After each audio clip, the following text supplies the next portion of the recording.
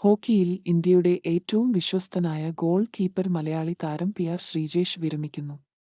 14 വർഷം നീണ്ട career Paris ഒളിമ്പിക്സിനു ശേഷം അവസാനിപ്പിക്കുകയാണെന്നു ഇന്നലെയാണ് ഇൻസ്റ്റഗ്രാമിലൂടെ താരം പ്രഖ്യാപിച്ചത്. ജി. രാജ സ്കൂൾ മുതലുള്ള കരിയറിനെക്കുറിച്ചു വിശദമായി തന്നെ ശ്രീജേഷ് കുറിച്ചു.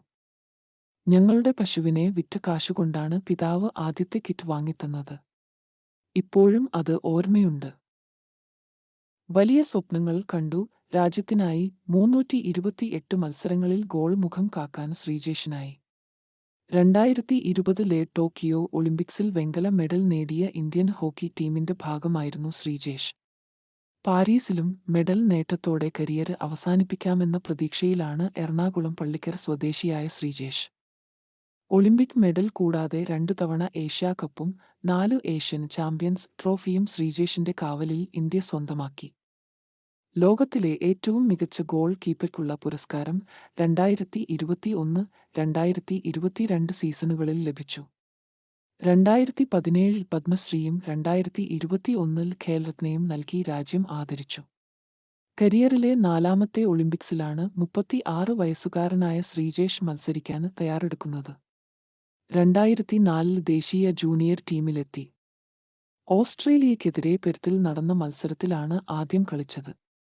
കൊളംബോയിൽ നടന്ന 2006 സൗത്ത് ഏഷ്യൻ ഗെയിംസിലൂടെ ഇന്ത്യക്കായി അരങ്ങേറി. 2008 ജൂനിയർ ഏഷ്യാകപ്പിൽ ഇന്ത്യ ജേതാക്കളായത് ശ്രീയുടെ മികവിലാണ്. ടൂർണമെന്റിലെ മികച്ച ഗോൾ കീപ്പറുമായി ഇന്ത്യൻ ടീമിൽ 6 വർഷം കാത്തിരുന്ന ശേഷമാണ് മുൻനിരയിലെത്തിയത്. അഡ്രിയാൻ ഡിസൂസ, ഭരത് ഛേത്രി എന്നിവരായിരുന്നു അന്നത്തെ മുൻനിര ഗോൾ കീപ്പർമാർ. 2011 മുതൽ ടീമിലെ സ്ഥിരാംഗമായി.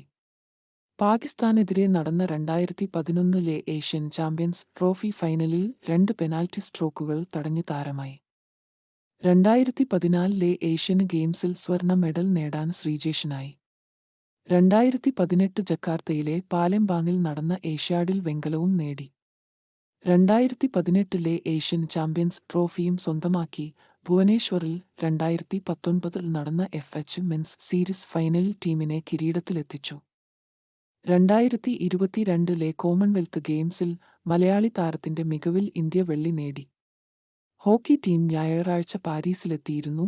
ഒളിമ്പിക്സ് പുരുഷ ഹോക്കിയിൽ 8 തവണ സ്വർണം നേടിയ ടീമാണ് ഇന്ത്യ.